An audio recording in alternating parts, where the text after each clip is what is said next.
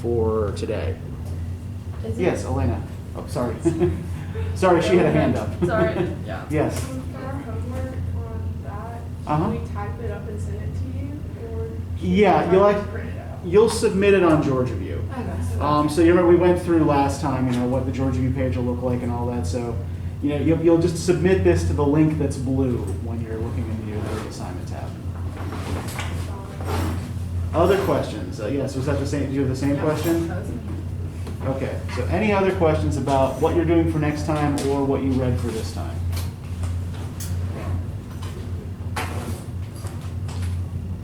Okay, so just so everybody is clear, right? You're going to be using the little sample of text that is given on page 37 within the assignment, right? You're just going to analyze that.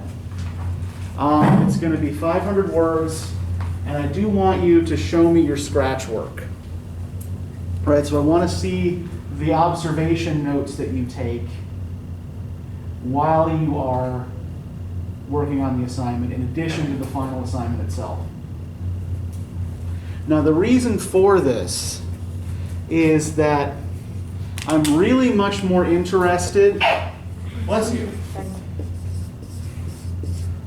in seeing what your process is and making sure you've got a good writing process in place than I am in the final product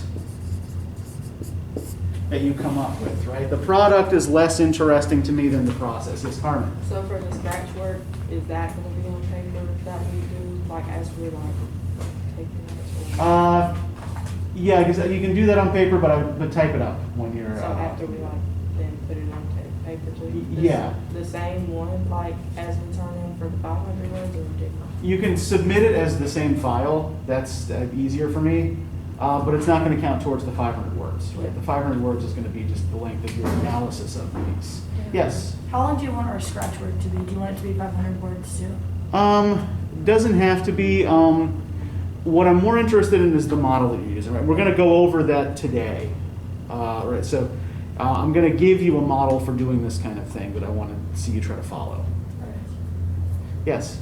Well, you said the models, and then I was going to say, can we upload a picture of our first scratch work? It's like we charted out. Yeah, you could upload a picture too. I mean, that's all right. Okay. Any other questions?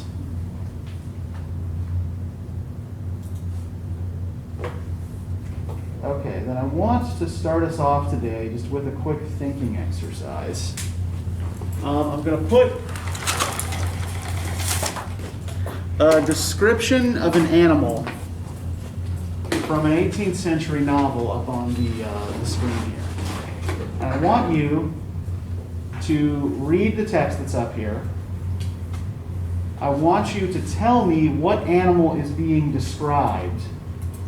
And I want you to sort of like come up with a convincing case for it, right? So, back up your claim with evidence here.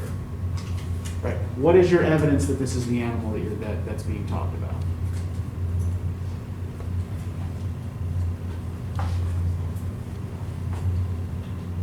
And before we really get started with this, the big piece of advice that I want to give you here is to slow down. Right? Don't read too quickly. Take your time. Be careful. Be cautious here. Right? Our school system tends to reward people who give quick answers. Quick answers aren't always good or well thought out answers, right? I want you to sit back, take your time, and observe. And when you think you have an answer and a case for your answer, just go ahead and speak up.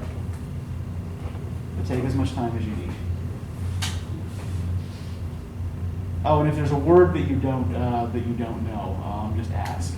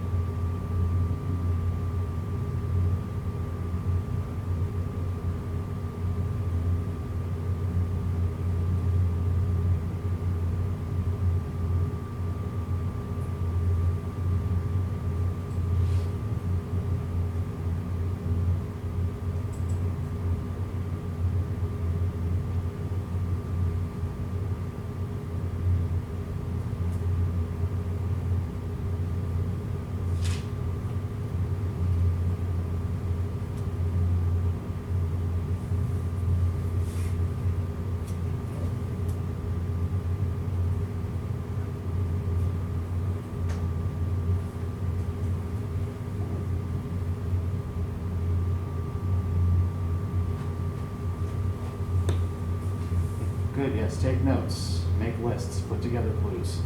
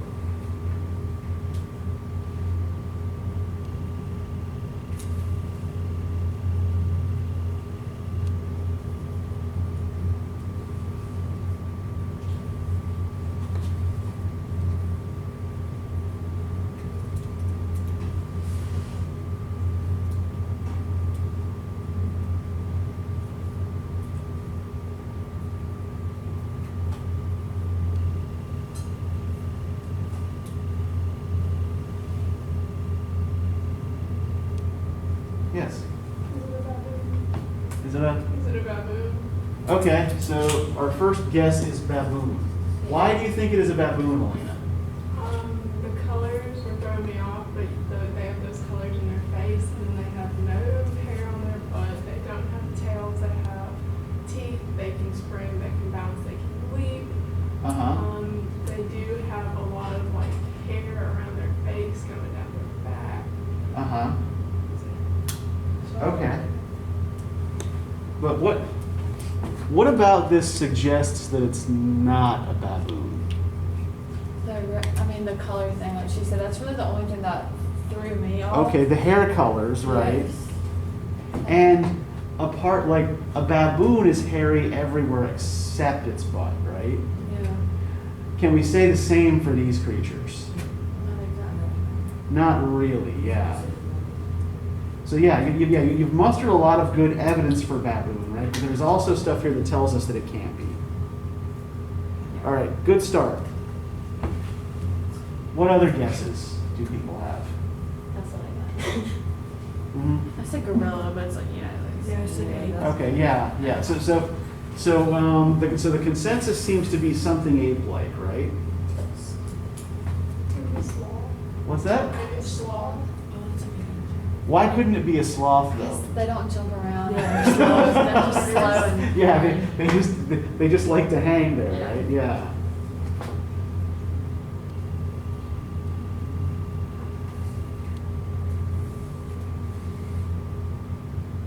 You're thinking along the right lines with an ape. I'll give you that much.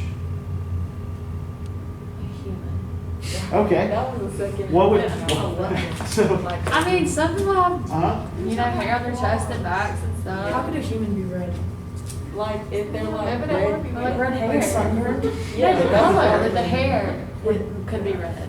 Yeah, the red is in the Okay, description of the wait hair a minute. colors, right? I think But it's it says animal.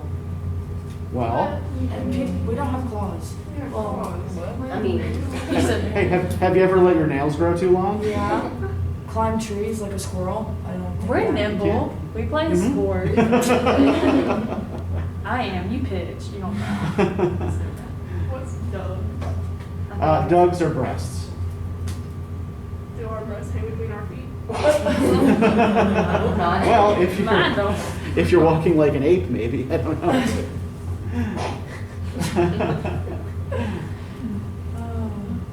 Yeah. But yeah, I mean, the description here is actually of a human being. Gotcha. Yeah. So for how many of you was that actually your first impulse, but you second guessed yourself and said it couldn't be? That's the first thing I thought. That was the first, yeah. It was the big, no, it's got to be an animal. It can't be a human being, right?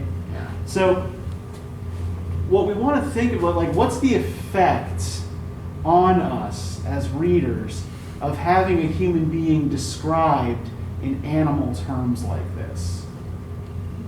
It's creepy. It makes you second guess your whole existence. Okay, yeah. It's creepy. It makes you second guess yourself, right?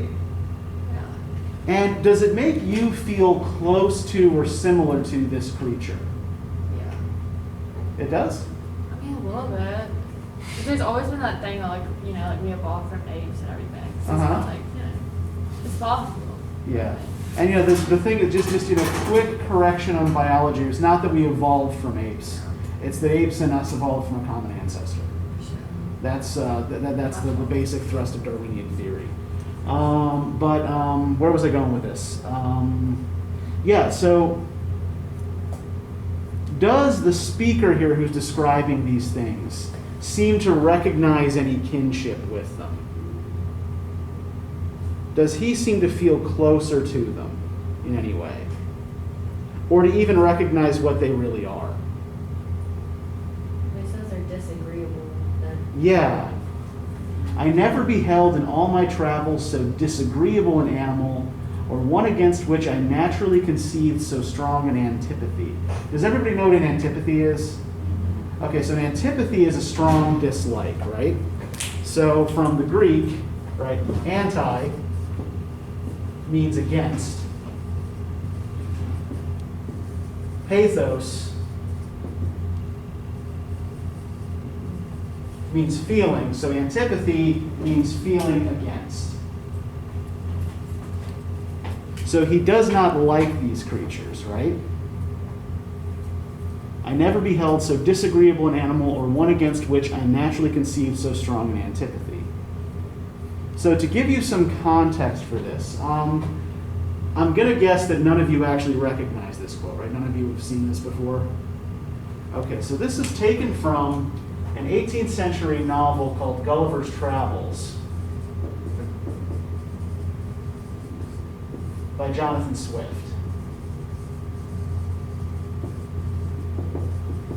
And what's happened here is that Lemuel Gulliver, the narrator, who's a ship's doctor who seems to just keep getting wrecked on various alien shores, right, has landed on an island in which the dominant species is a race of hyper-intelligent horses called Houyhnhnms. And the other species on the island is this group of naked ape-like creatures called yahoos. And what Gulliver is observing here is a yahoo. And what this passage gives us is an example of dramatic irony. Does everybody know what dramatic irony is? Was this discussed in your high school English classes, or does this sound familiar at all? A little bit. Okay, what's dramatic irony, if you recall at all? I guess it relates to the person who's actually analyzing it, like the irony affects the person, even though they thought a different way, and then they figure out it's a different way than it was. I think you're thinking along the right lines here, right? So dramatic irony is when the reader understands something the characters don't. Bless you.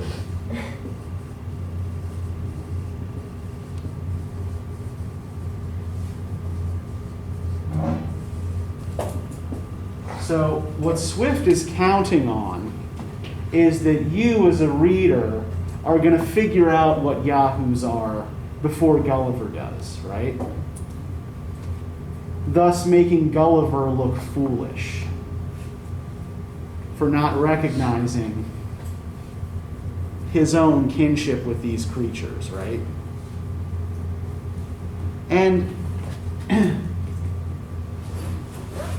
apart from the bit about disagreeableness and antipathy down here, how does he how would you describe the way he talks about these creatures?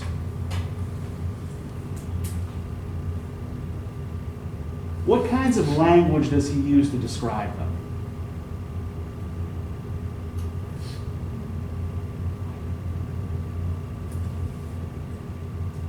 It's like, very analyzed, like it's very in-depth. It's like facts almost more than. Okay, yeah, it's just piling facts on facts on facts, right? Good.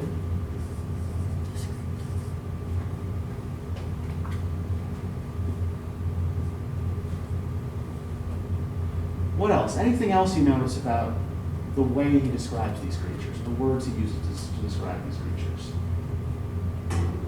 Kind of like describes like what they use, like how they like to use, like it says their claws. Okay. Like terminating sharp points and hooks. So he like describes what they look like. Okay. So yeah, it's going to be a clinical description of their appearance and habits, right?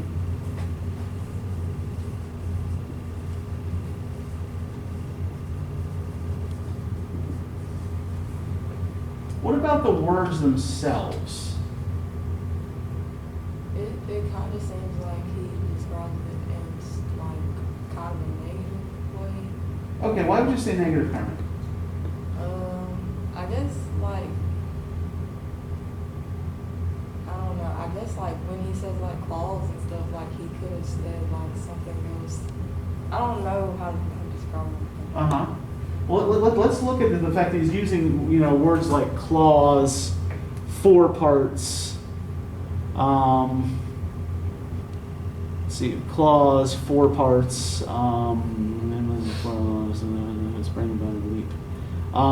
Dugs, pudenda, right? Like, are these words that we usually use to describe human anatomy? No. Yeah, they're words that we typically use to describe animals, right? So he is describing these creatures in animalistic terms, and he's doing it almost like a zoologist, right? Like, I have discovered this species, and I am listing out for you their characteristics, right? So it's all done with great seriousness, right? In the interest of science and all that. But that seriousness is undercut by the fact that we recognize, and Gulliver doesn't, that he is just like these things, even though he's wearing a coat and shoes, and his nails are cut.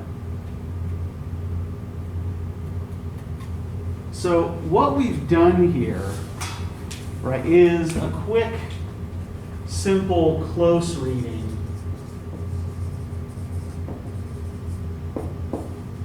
of a passage of text. So close reading is what you're going to be asked to do with pretty much every piece of text that you are given in this class, right? And it follows a particular set of steps and expectations.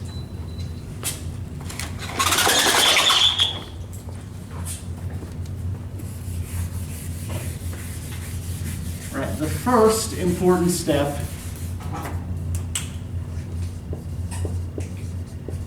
is to observe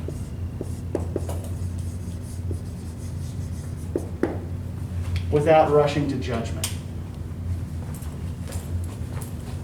Right, slow down, take your time, and make careful observations. And the not rushing to judgment part is important as well, right? Because we tend to make snap judgments about things in order to, maybe like use our mental energy more efficiently, right? So, yeah, go ahead, Hannah. Is this kind of like what chapter 1 was talking about? Yeah. So, the things that you want to avoid doing, right, are first rushing to a like or dislike response, right?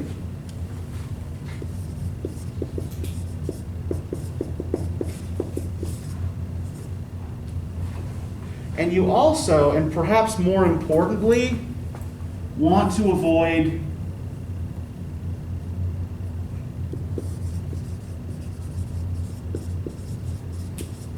the common sense or relatability trap. Relatability is a word that I actually personally kind of hate. It comes out of advertising culture, and it assumes that whether or not something is relatable is some kind of universal thing.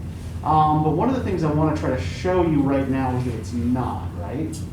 That everybody grows up in a different context. And thus, what is common sense or what is normal to somebody growing up in one context is not going to be to someone growing up in another context, right? So what do you take the phrase common sense to mean? Okay. Okay, don't walk into the street when moving. Yeah, so basically that's an example, right? Common sense refers to things that we just think everybody ought to know, right? But what we think of as common sense is often conditioned by our backgrounds and who we've been influenced by, right?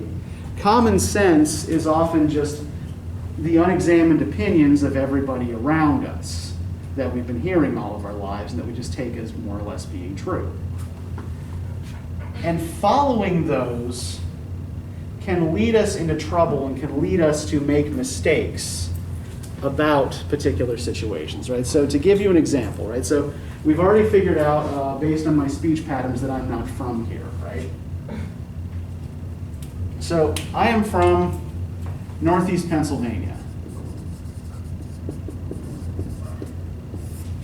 So here's what Northeast Pennsylvania is like, or at least what it was like when I was growing up. It's probably a little bit different now. I haven't lived there since I was in my late teens, right? So ethnically, it was predominantly Irish and Polish. Mostly Catholic. The economy was kind of, we call it post-industrial. Right, it had been a big mining region, but by the time I was a kid in the 80s, all the mines were closed. And the pollution was still there, but the jobs were gone. So I guess it was mostly kind of like what you would call like a services economy that's just still kind of, humming along not very well. Rates of gun ownership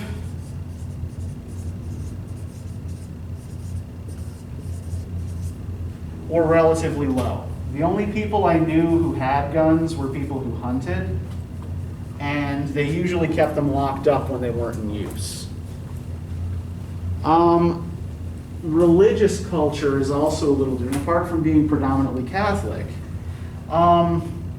people generally didn't really talk about religion much outside of church. Right? It's not necessarily that people weren't religious.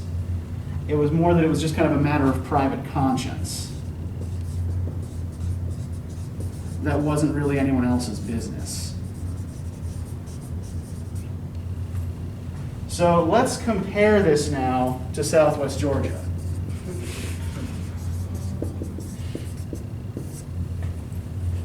Okay, if we're looking at just kind of like the ethnic mix of people in Southwest Georgia, what's it like? Pardon?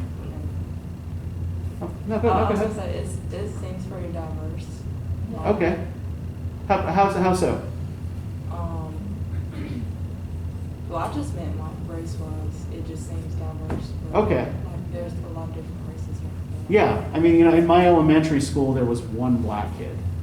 Right, he was a year ahead of me. His name was Waverly Henry. Everybody knew him because he was the only black kid in school. Right.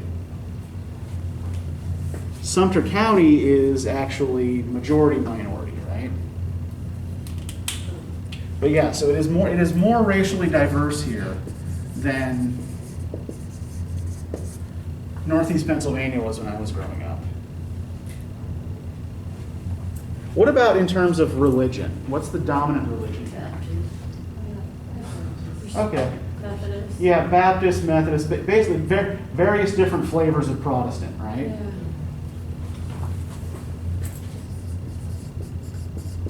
right? Mostly, but not all, evangelical. You have no idea how weird the idea of Wednesday church was to me. Like when people, like when I have students tell me they were going to church on Wednesday night, I was like, why? That's a thing people do?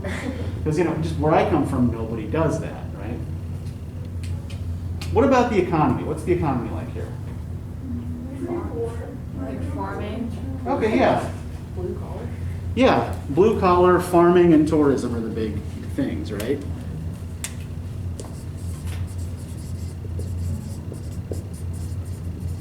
And only one of those really produces very many jobs.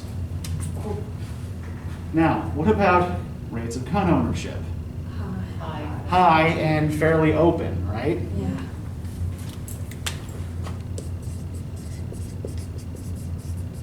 Right. The idea of people just like leaving a gun in their car was weird to me as well, right? Because not something people did where I grew up. And what about the, like, when we talk about religion being a matter of private conscience, right? What do you think was the first question people asked me when they met me when I first moved here? What church do you go to? Yep. Have you found a church home yet? Yeah. So yeah, so people wear religion on their sleeves, right? Now, because of the context I grew up in, this led me to make a lot of social mistakes and miscalculations when I first came down here, right? I misinterpreted a lot of situations because, you know, my notion of common sense was out of line with local culture, right? So when people would ask me, have you found a church home yet, right? You know, the question is okay, maybe a little nosy, right? But it's also kind of meant to be welcoming. But because where I come from, people don't really talk like that, you know, my response is like, well, you know, fuck you, it's none of your business, right? You know, back off.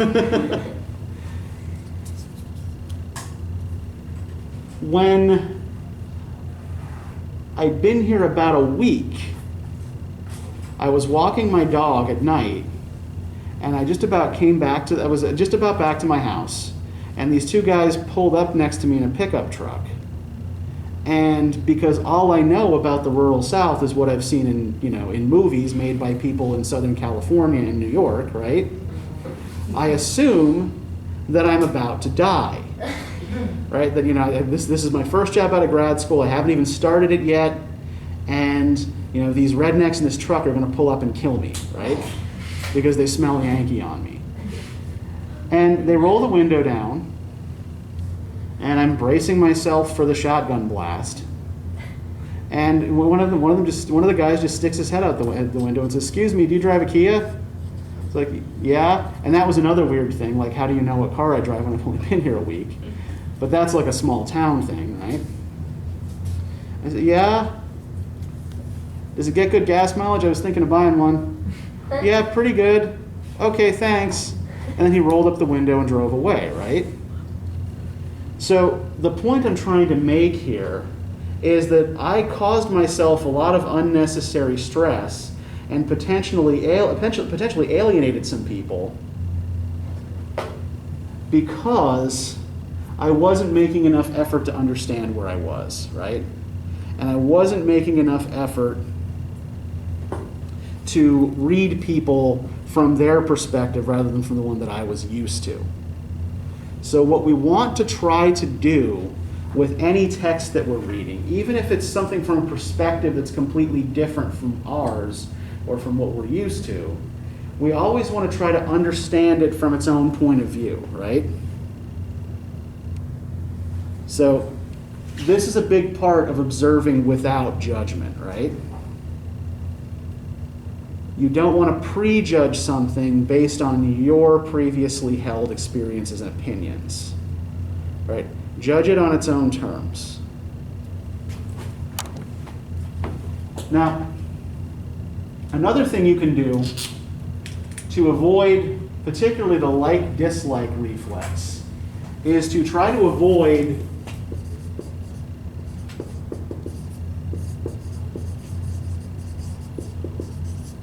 evaluative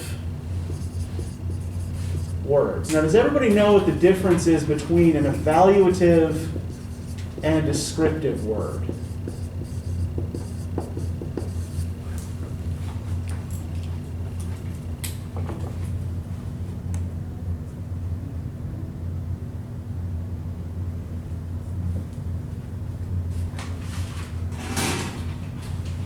I will take your silence to mean no.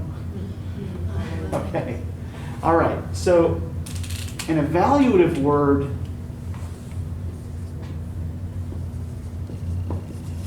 tells me how you feel about something.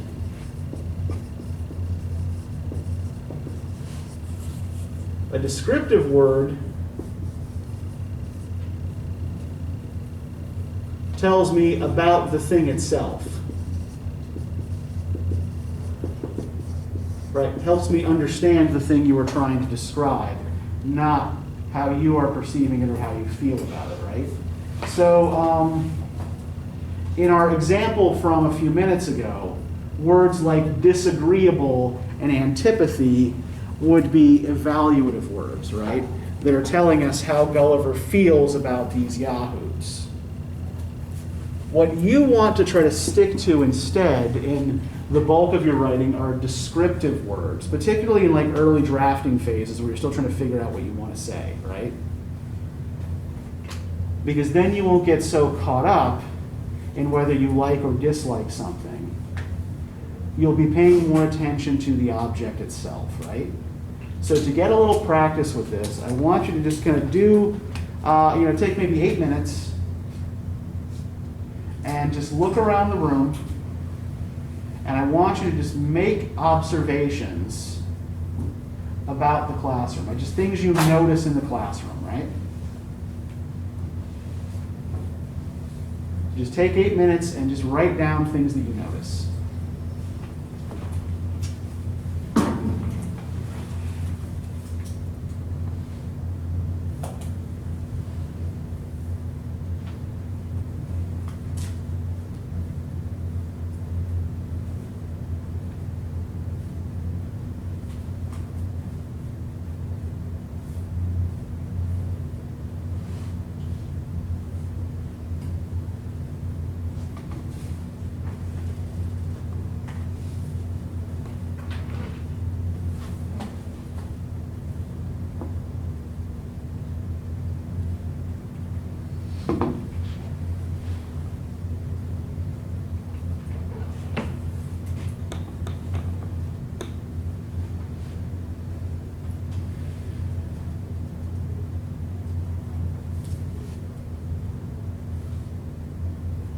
Keep looking, keep observing, keep recording.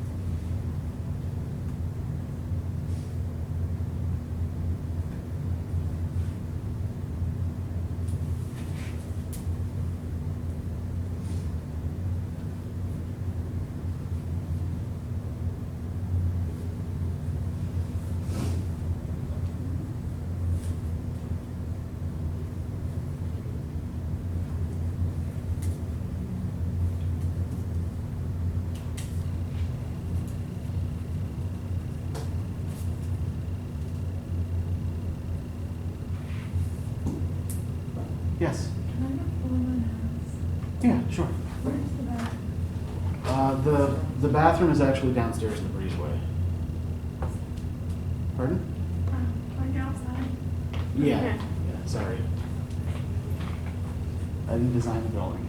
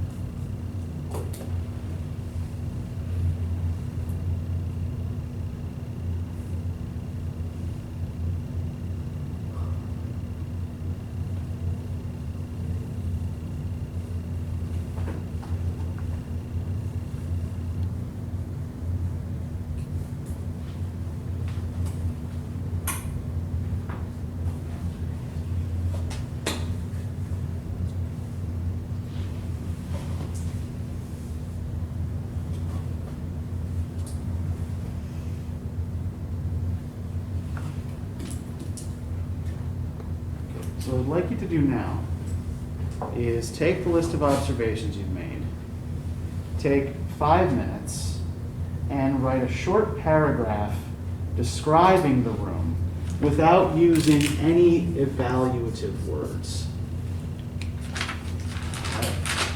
Stick strictly to descriptive words.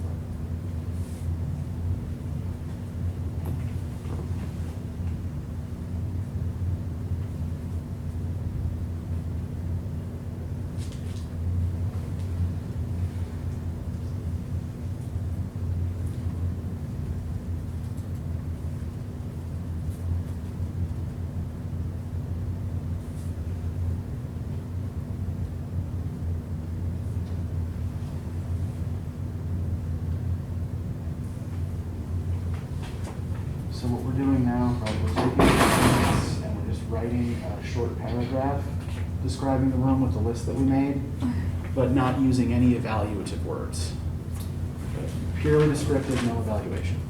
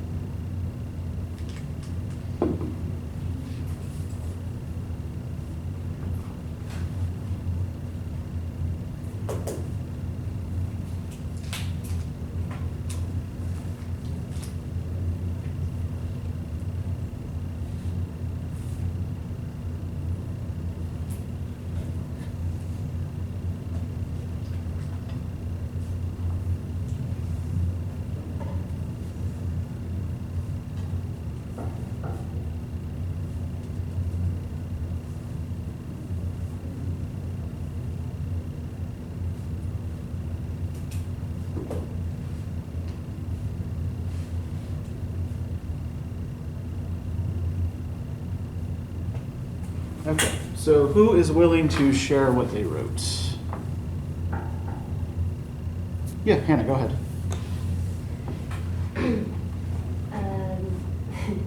There are only girls in the classroom, save the teacher. There are many desks unoccupied. There's a large brown door with a vent at the bottom of it. It is located at the entrance of the classroom. There is also an old pencil sharpener beside the door that is bolted to the wall, and the bulletin board is beside it off to the right. On the opposite side of the room is a marker board, and there's also one behind the podium at the front of the room. There are 3 windows, one on the left side of the room and 2 on the back wall. Okay, good. I know you paid a lot of attention to your immediate context here, I see. Okay, who else? Yeah, Henderson. The classroom is very normal. Many desks and chairs. Older look to it due to the old pencil sharpener, wall speaker, and used flooring.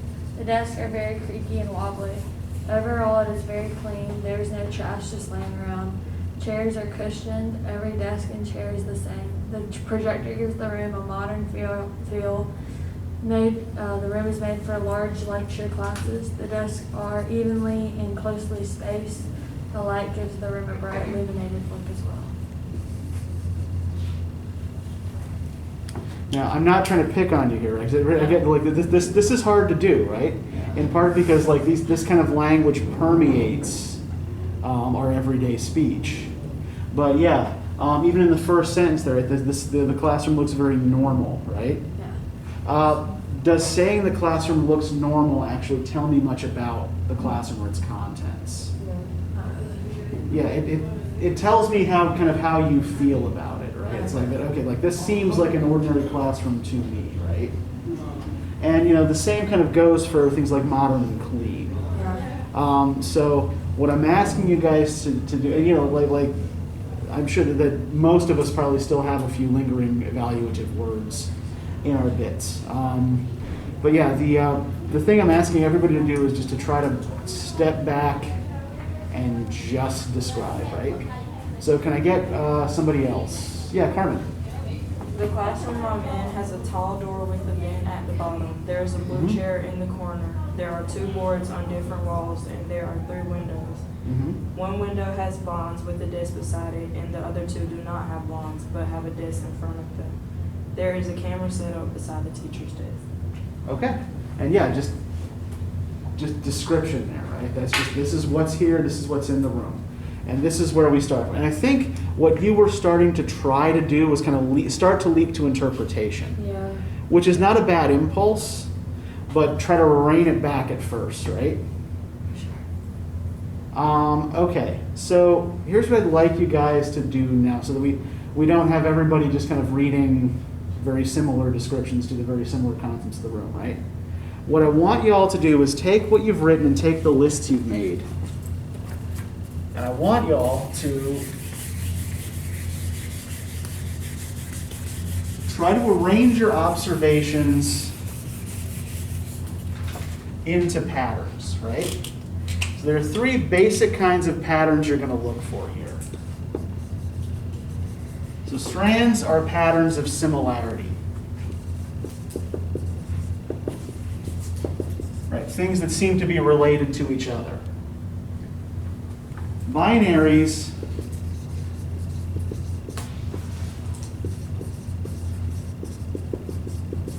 are patterns of opposition, right? Things that seem to be opposed to or contrasting each other. So think of, like, when you think about, like what a binary is, think about things like hot, cold, light, dark.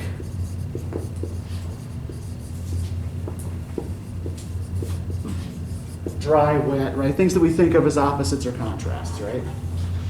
And the last thing you want to look for are anomalies. And anomalies are things that don't seem to fit. So you won't be able to find anything that's an anomaly until you've already identified other patterns, right? So take a couple minutes and see what kinds of patterns you can identify in the observations you've made about the room, right? And if that requires you to break down your description of certain objects into greater specificity, do that.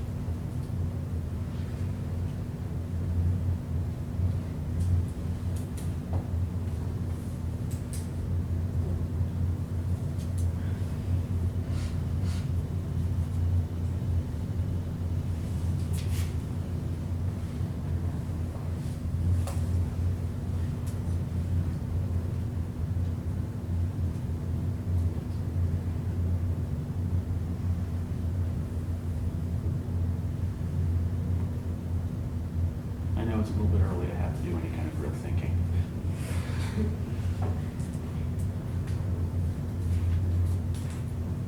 If I had my way, the world would open up at 11 a.m.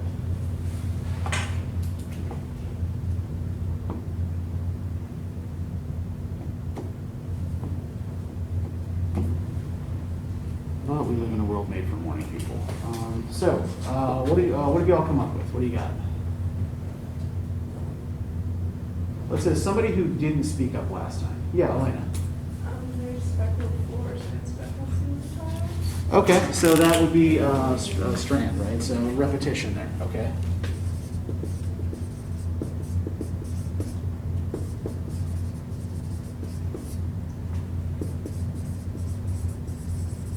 All right, what else we got? Yeah, Trinity. I put brown doors and brown desks. Okay.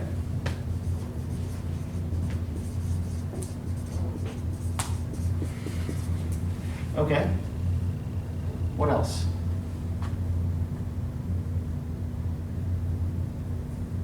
Yeah. I wrote an anomaly was actually either out of date or from 2020, so they don't really fit.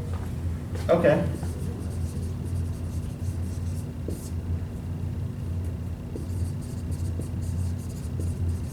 Yeah, the deadlines on all of those contests and, registration for workshops and things like that, that's all long past, right?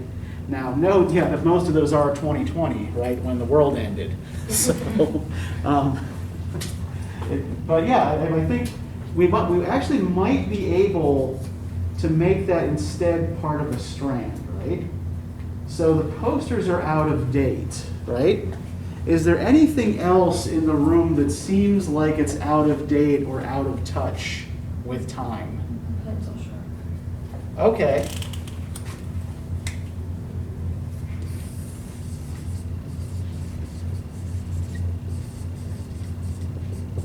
Good. Anything else that seems like it's old or out of touch with the present? What's that? Okay. Okay. Well, yeah. Let's try to break it down into specifics, though, right? So, Rendaria, what about the chairs makes them seem? Okay. Yeah. The chairs. Yeah. The chairs are squeaky and the cushions are kind of worn out, right?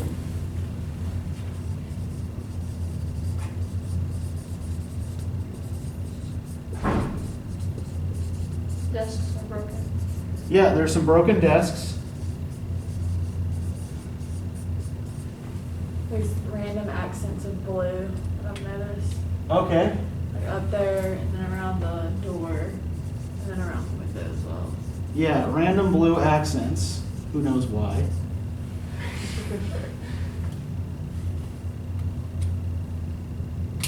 Anything else? I don't really know if this would be like a strand, but like, I know they're not the same like type of this, but it's like on the ceiling and on the door. You got vents in the ceiling and the door? Okay. So let's kind of focus on this strand here for a second, right? Because I think that we've got something we can use here. Now, the thing that we want to try to focus on when we identify a pattern is what the implications of that pattern are. So that's kind of the next step from observing data and then identifying a pattern, right? So what do we mean by implications? So the implications are kind of like the unstated premises of whatever you're trying to observe, right? The things that it's saying under its breath, right? So when we say something is explicit, right, we mean that it's clear and obvious. Right, this word comes from the Latin explicare, which means to fold out. When something is implicit, that means that it's there, but not clearly stated. Right? We're not making up meanings here, right? But we have to connect the dots a little bit to pull out the implications of something, right? And implicit comes from the Latin implicare, which means to fold in.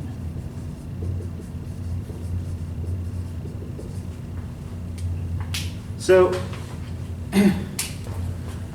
if we think about possible implications of these out-of-date posters, this pencil sharpener, the squeaky chairs with worn cushions, and the broken desks in particular, right? What does that imply about this room? Someone doesn't care enough to fix it. Yeah, exactly, yeah. That it's kind of neglected, right?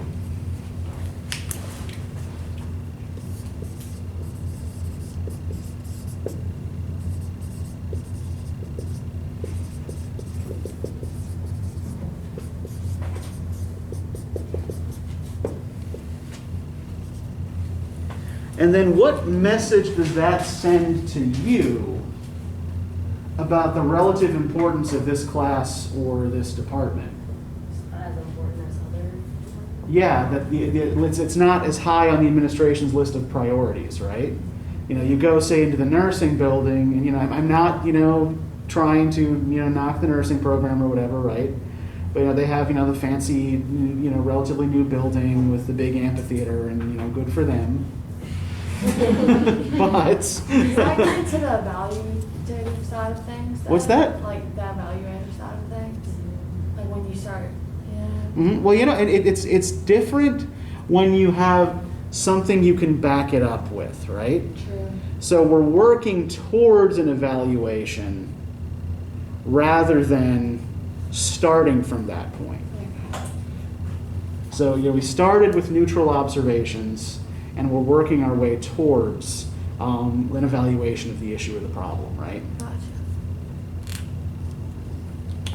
And yeah, I admit that your admin won't pay to fix it sounds a little gripey. I've had 9 years to get cranky here. But yeah, then the message it sends to you, right? Again, yeah, is that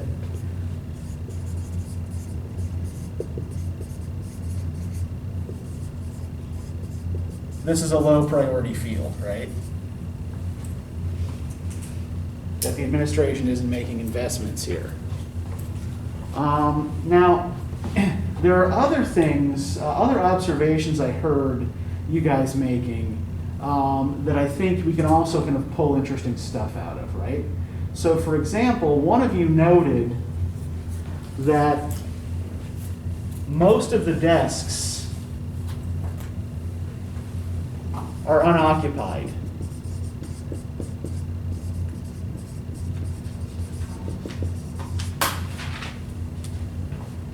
Is there anything else that you noted that we might be able to connect this to? Females? Females in the class? Pardon? Are there any females in the Okay. class?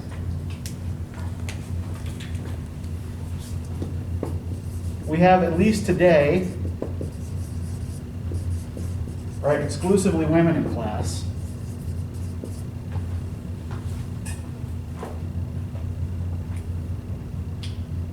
But there are only 8 of you and there are 30 desks.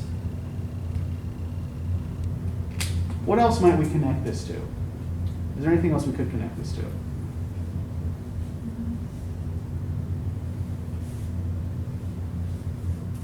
This might be kind of broad, but I know in the high school, a lot of English classes are offered dual enrollment to like get it out of the way for college. Okay. English is like the first thing to like do before you Uh-huh.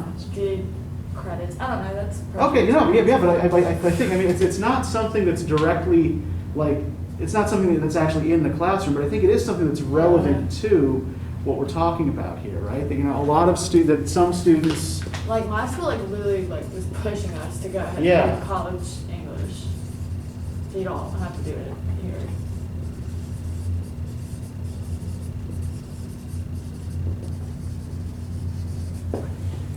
students who did dual enrollment have probably already completed this requirement. Or those of you who are first semester freshmen have probably already completed 1101, right? Yeah. And may have done so in high school. So we can connect that to these, and that this here might be affecting this, right? That it might be leading to lower enrollments in classes like this one, right? What might this tell us about the room and its purpose, though? Does this room look like it was designed for a class with only 8 people in it? No. So then what might that tell us kind of more broadly then about, say, what things are like at the university? The fact that, there are only women in the room, and that there are only 8 of you in a room that's designed for 30 people.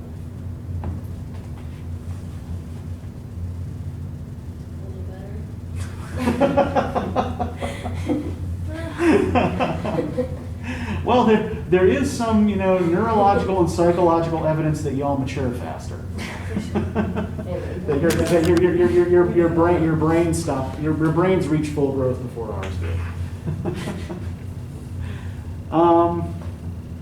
But what else? Let's just sit back and think about this for a minute, right? What might this say about enrollments generally? That they were expecting more people. Okay, yeah, maybe they were expecting more people to enroll. Or maybe you have do you teach in this classroom as well for all your classes? No, not all. No. Well, no. Yeah. I was about to say you might have classes that are larger than just ours. Okay, yeah, this could be designed. This could this could just be a room that happened to be available, though it's designed for a larger class, right? Okay. And of course, I'm just making it worse. So yeah, the room could have been designed for a class other than this one. Yeah. What else? Like, what might it say about, say, college enrollments generally? Probably higher than what they are now due to the pandemic. Yeah, that there are fewer people coming to college right now, right? Yeah, the pandemic might be one reason.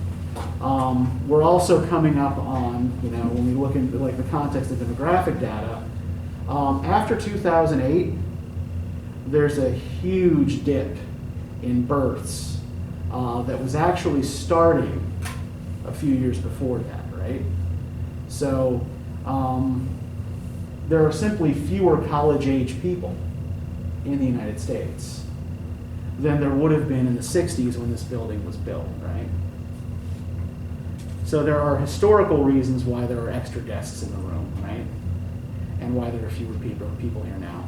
But I think it's also interesting too, again, you note, and this is not just true of this particular class, but really of most of the sections, at least most of the sections that I teach. I don't know if it's true of all of my colleagues, but there are only women in this class except for one guy who isn't here today. What might that tell you? I think a lot of especially males in this day and age are doing more like technical sides of things because you can make more money faster than going to college. Yeah, I mean more women are going to college now than men. Yeah, a lot of guys are offered like manual labor jobs rather than going to school. Mm-hmm. So I mean, you're making money quicker, so it's kind of. Okay. Yeah. Yes. Yeah. Yeah. Females aren't really offered that. Yeah. You can also make like the same amount of money of like What's not people that go to school and stay. Sure. And yeah, the caveat to that is that those jobs tend to top out lower, right? Yeah. So you might be making the same amount of money out of the gate, Yeah. but a lot of those, if you're in those kind of manual labor positions, then often that's the most you're ever going to make. Now, I am going to also note, though, even in those types of jobs, a college degree is not necessarily of no value. So my dad had a BA in English. He had wanted to be a high school teacher, but the only place where he could get a job when he got out of college was Newark, New Jersey, which was at the time constantly on fire. So instead, he took a job as a pipe fitter. He joined the union, he went through the apprenticeship program and all that, and he's working at the local power plant. Now, because he had a BA and he knew how to solve problems, right, that didn't have an answer in the instruction manual, he got promoted to foreman really fast. So even in jobs that we don't think of as having any kind of connection to, college or to intellectualism, having a degree is often an advantage and will often help you move up faster. But yeah, the big thing I want you guys doing, we're about out of time for today, but the thing I want you guys doing for the homework assignment is essentially exactly what we just did here, right, with our observations of the classroom. I want you to just make a set of observations, neutral observations that are based in specific detail, right? Try to arrange them into patterns, and then try to pull out what you think those patterns mean, right? Or what they might suggest. So does anybody have any questions about anything? Yeah, Carney. We are going to use like some evaluative types of like words in this if you're saying what we think they mean. Yes. Okay, anything else? All right, then go on your merry way, and I will see you Wednesday. And if you have any questions about the homework while you're working on it, shoot me an email.